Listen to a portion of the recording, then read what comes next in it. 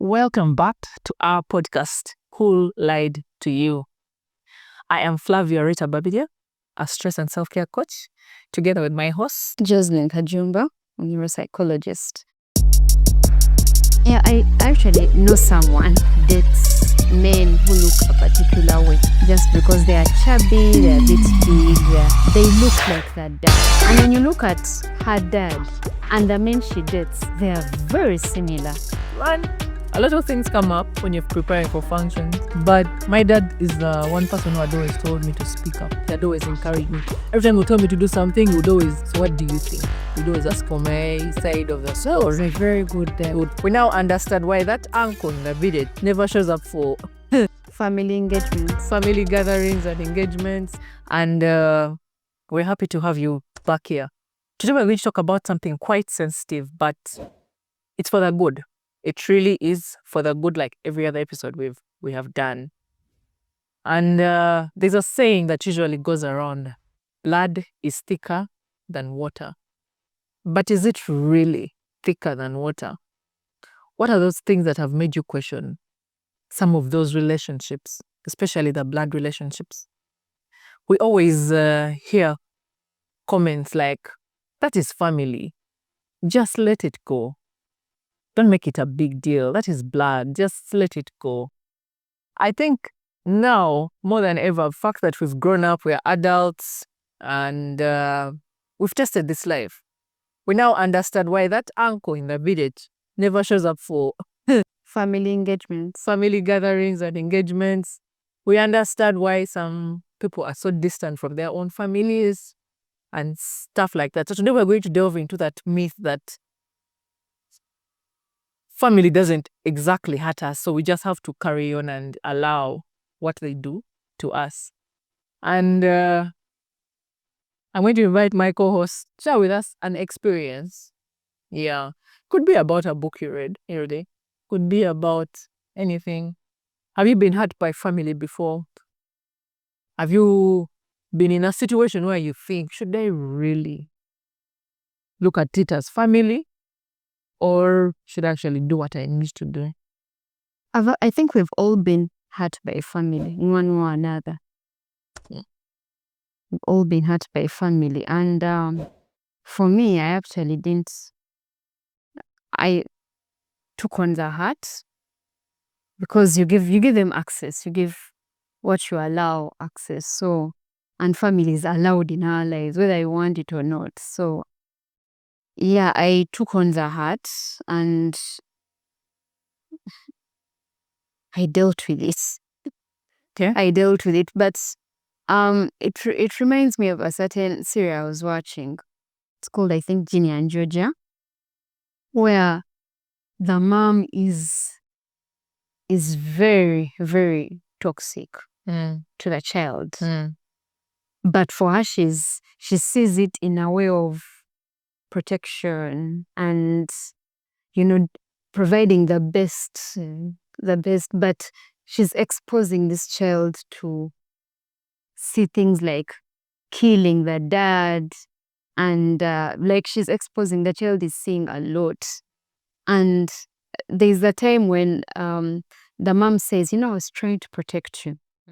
And then the child is like, but you didn't even talk to me. You didn't even ask me what I was going through. You didn't ask me whether that's what I needed at that time. Maybe I just wanted to talk to you. Maybe I just wanted I just wanted you to be a mom, not a protector.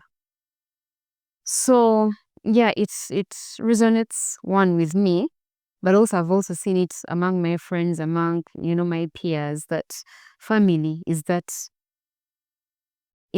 Can be that rules, can be that toxic. And we actually also allow that toxicity because, what are we going to do? It is family. Yeah. It's family. What more can you do? You don't choose your family. True. Yeah.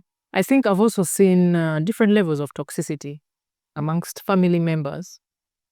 And you'll see that there's manipulation somewhere. They probably know that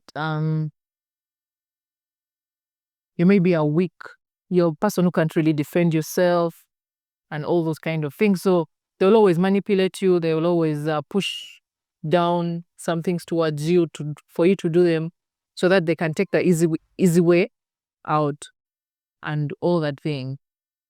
Now that I say this, I remember the little things we do when we're still young, like you manipulate your brothers and sisters. Yeah. You do something wrong, but because you're probably the eldest sister, Yeah. you say, no, it was him that did it because he's younger anyway. So these things start from when we're young. They also take place when we're still young. But right now you see that there are a lot of family cases. There are a lot of cases in family courts.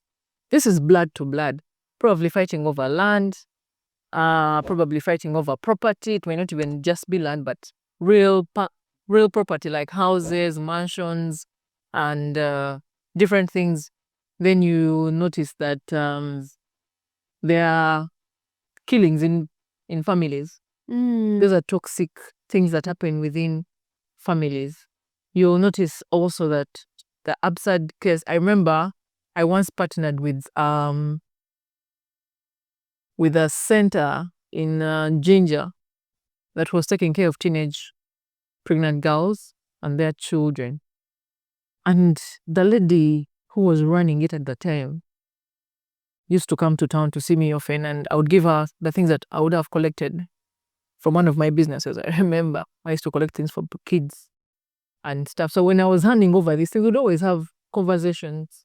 And she would tell me, maybe today I'm going to court, or yesterday I was in court and we had this case for this girl and what. But because she was dealing with teenage pregnant girls, she told me most of these pregnant girls, teenagers, were being impregnated by their relatives, either the father or the uncles or something. So it shows you how deep toxicity in family and families is. But we probably just look the other way and say, it's family really. It's family. You want other thing. So I remember that lady telling me most of the cases she has about these pregnant girls were coming from them being impregnated by their own fathers. Not someone outside, by their own fathers. Then if it goes out, maybe it could be an uncle or something, and things like that. But that is how bad it can get. That is how bad it really can get. Yeah, because when you think of toxicity and family hurting us, it does lead to toxicity. And toxicity is when you disregard, someone's feelings, disregard their emotions, which also brings about so many other traits. Gaslighting, those toxic traits, gaslighting, not setting boundaries. And then because family is like the training ground, they say charity begins at home. Everything else begins at home. So at home is like the training ground for relationships, training ground for work, relationships, training ground for how you interact with people, training ground for you, how you manage your children, your family, relationships, how you handle yourself as well. Yeah. So if you're being constantly involved with family not accepting, family not validating, family being toxic, and you continue give access to them, you accept that sometimes you really do not have a choice because you're in someone's house and you're being fed, you have where to sleep, you really don't have a choice to say no. But sometimes when you do have a choice to say no, I think you should say no, because actually you should say no, and I think you should say no, because that's how people pleasing comes in. That's how trying to, and people pleasing, like we've seen in the previous episodes, causes stress, which stress causes other diseases. So you get into relationships and you're scared of actually talking about what is hurting you. Yeah, because you're used to Tolerating. I think I've heard it from someone saying that family can increase your tolerance level to bullshit. Yeah. That can increase your tolerance level for bullshit. So you find yourself that you're in a relationship, maybe a romantic relationship, and you're settling because back home, well, no one validates your feelings. So here, not being validated seems like the norm, seems normal. So you want to seek for more and all that. It also increases your tolerance to maybe other things that may come with that relationship that you're in. Someone not respecting you, someone not hearing you out, someone not understanding. You'll be like, I've seen this before, so I'll just keep going and bearing in this relationship and all that. So yeah. Yeah, I actually know someone. I know someone who dates men who look a particular way. Just because they are chubby, they're a bit big, they look like their dad. And when you look at her dad and the men she dates, they are very similar. There's a look alike. And she'll tell you, you know what, at the end of the day, like, her love language is quality time. Her love language is touch. Because those things are things that she did not get. So whenever she always tells me, for me, if I'm with a guy, he has to hug me. He has to hold my hand. But because I know her, these are things she didn't get. She wasn't held, she wasn't hugged, she wasn't validated, she wasn't, talked to with love.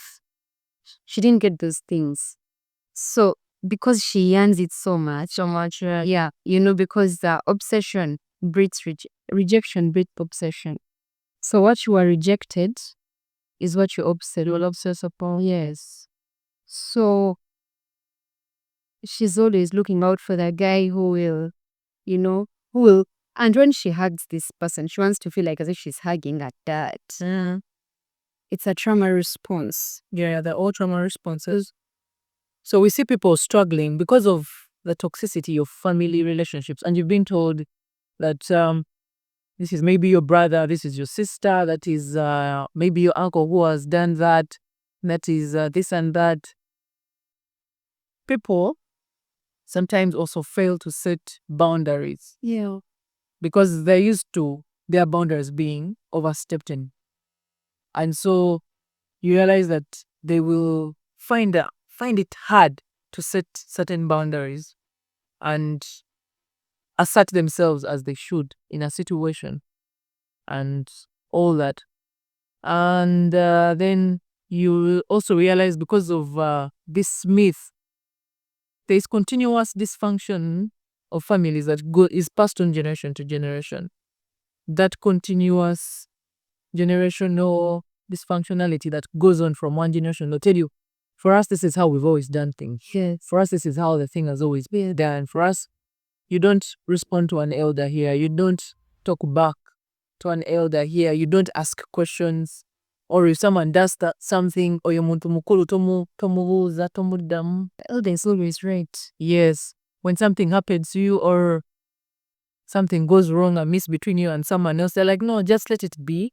But trust me, you carry that pain you do with you through. So probably if I'm the one who has carried that pain and maybe that certain uncle, when I give birth to children, I tell my children, avoid that manner, his children. So that goes on. Those kind of relationships are continuous. And the dysfunctionality never stops with this generation. It carries on. But toxicity goes both ways. It can be, I think, emotional abuse, where you say that maybe you're criticized often and you're not, you're not allowed to really speak and all. You're always bogged down. But I've also seen toxicity in favoritism, right? You're probably 5 children, 4 children, but there's a favorite child. And so the rest of the children feel like they're not worthy, they're not enough. Like, why can't I have what they're giving her? Why can't I do what she's doing? Why can't I be taken to the schools that your sibling is being taken to, and all that kind of thing. And then when you try to maybe fight for your way up or do something, you're told, but that is your sibling. Whatever she gets, you also get. Whatever. We love you the same. Yeah, we love you the same, and all that kind of thing. So it is in many forms and in many ways. I've already mentioned the emotional abuse, there is neglect, there's favoritism, and then there's manipulation. I mentioned manipulation earlier. You're always manipulated to do something or act a certain way, and then it goes on and on. But we need to recognize the trauma responses that now show up later in our lives, especially speaking in our relationships. It was actually speak for myself. I never speak up for myself because, like, I was raised in a way that you do not speak, You don't talk back. you don't talk back. So whatever is said is the final say. Goes. Yeah, you cannot. What do you know? You're only but a child. What do you know? You're young. You just started school. What do you know? What experiences do you know? So, for me, it was always speaking up for myself. I always speak up for myself. That even when something would happen, I would just brush it off as it will pass. But then later it actually hurts you. And you're like, I should have said this. I should have. Like, it comes back to you. That thought comes back. So that is one of, like, for me, the trauma response that would come up, that would show up. And of course, I noticed once I was doing the work, I noticed it and I dealt with it. But also going and noticing that it stems from Somewhere. somebody. Yeah. Having the conversation, telling this person how you felt, how it made you feel at that time. Your time. Yeah. All right. And I think people have dealt with bigger issues that one can even talk about on here.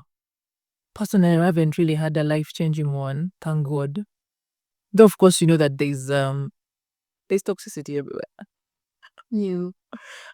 It reminds me of I think we see it comes to light mostly, the toxicity in our families comes to light mostly when we're preparing for functions to actually get married. I've heard that. Like, people showing their true colors. It came to me just now as I was saying that I did think I've experienced it much. And then a light bulb came on that when you're preparing for functions, you see a lot of things within family.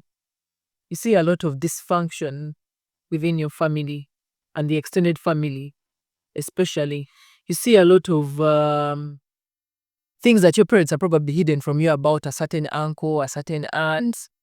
Something comes up very, very much so during functions. But anyway, yeah, people have all sorts of stories of things that happen on their introductions, things that happen at their weddings, and why something didn't happen or why something happened a certain way or what. And all. I don't know if I should say this.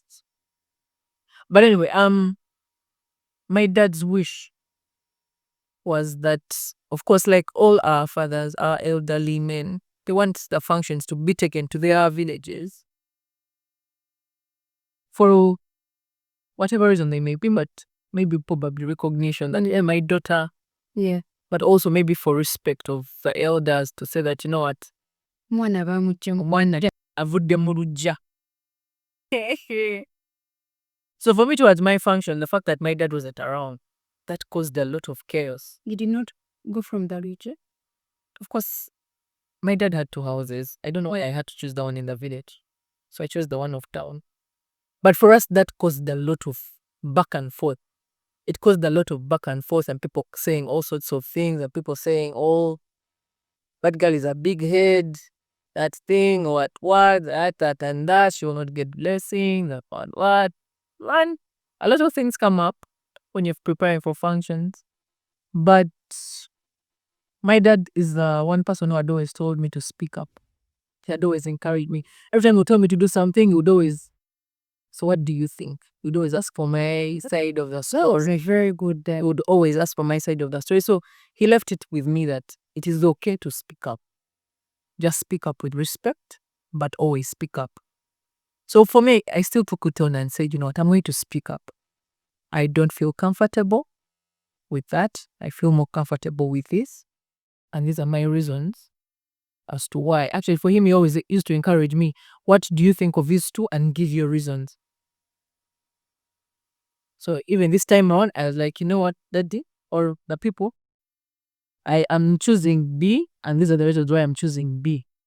Yes, so I think it is good to speak up. But also as parents, you need to be more encouraging of our crew that create a space where they can speak up, and we deal with these cycles of dysfunction within our families, because it bites really hard at a certain point.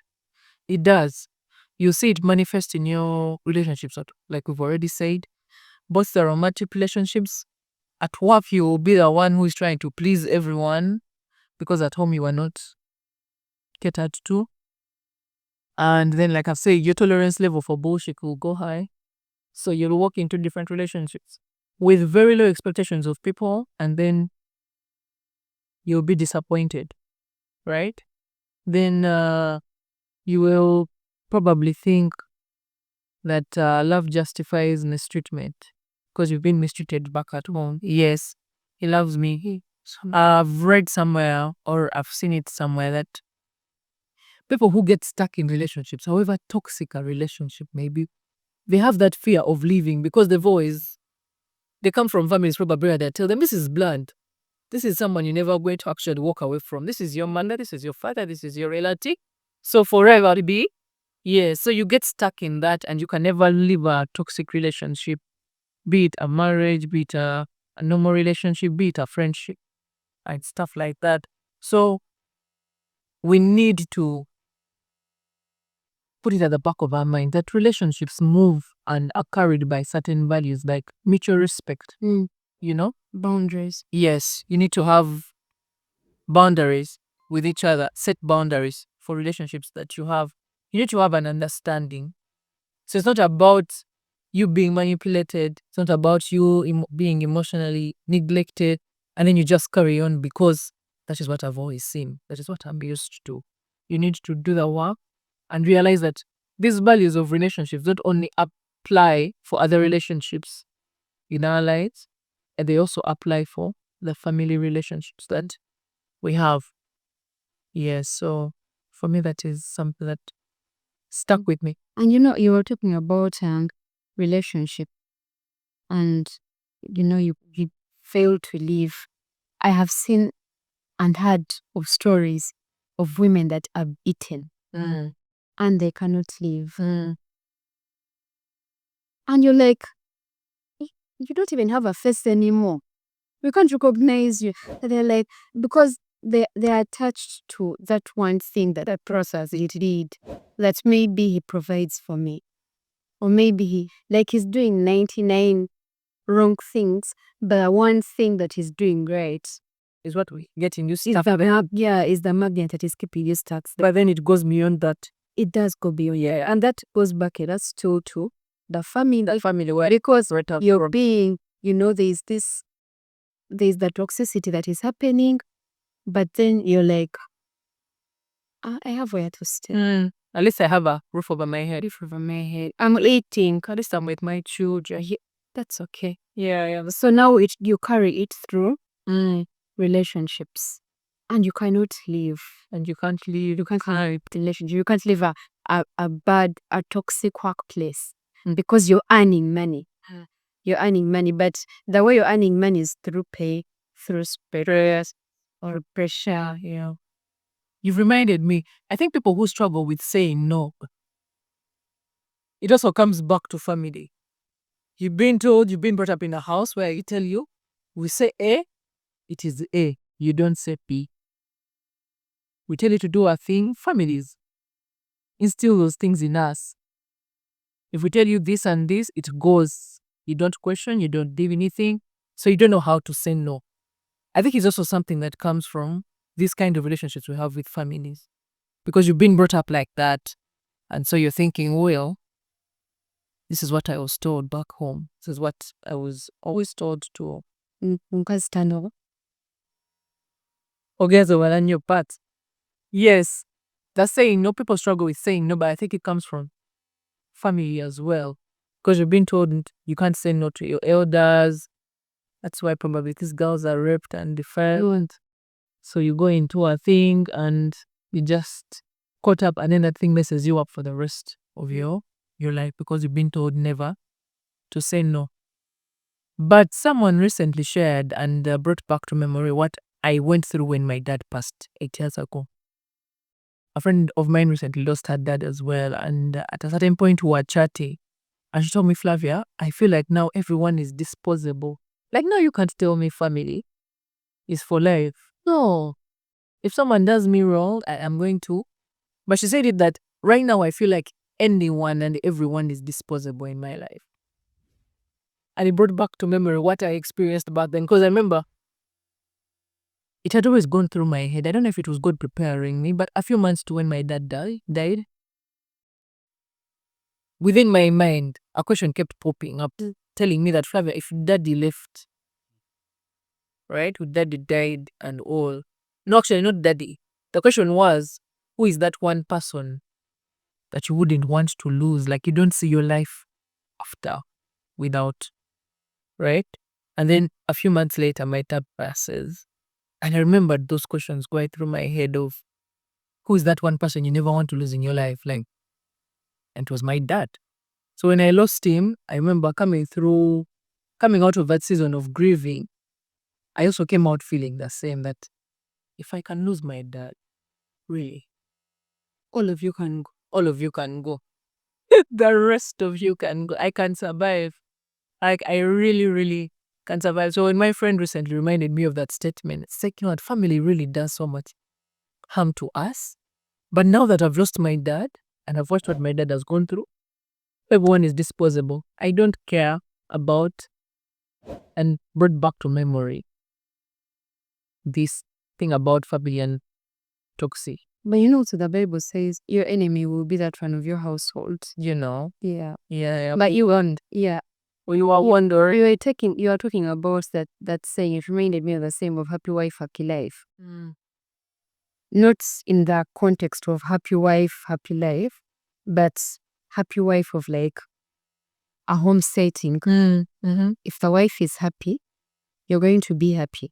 If your wife is happy, you're going to be happy. And work, you're going to be happy. When you're interacting with your friends, you're a much better man when your wife is happy at home. And because for men, their home is like a sanctuary. So when they get home and there's peace, they comfort it. But home is our sanctuary. What do you mean? Yeah, but according to the saying, but happy wife, happy life, like it cuts through. But even the children, happy wife, if happy child, happy life. So the home setting is a happy setting.